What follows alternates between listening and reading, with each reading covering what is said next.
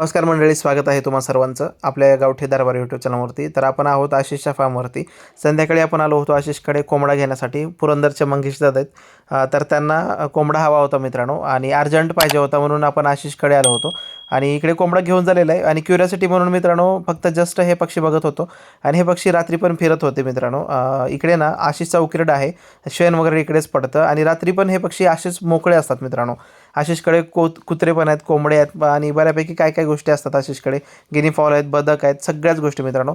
तर बदकसुद्धा सेलसाठी आहे. 2,000 रुपयाला पेअर आहे, आणि छोटी पेअर पण आहे, म्हणजे छोटे पिलं आहेत. आता त्यामध्ये नरमादी काय काय माहीत नाही, पण ते सुद्धा विक्रीसाठी आहेत मित्रांनो.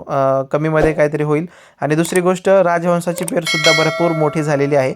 4,000 रुपये त्याची किंमत आहे मित्रांनो. जर कोणाला हवा असेल तर नक्की घ्या. नरमादी आहेत, आणि छानपैकी मागच्या व्हिडिओमध्ये तुम्ही पाहिलं असाल तर बऱ्यापैकी ह्यांची साईज कमी होती, आता बऱ्यापैकी मोठे झाले आहेत मित्रांनो.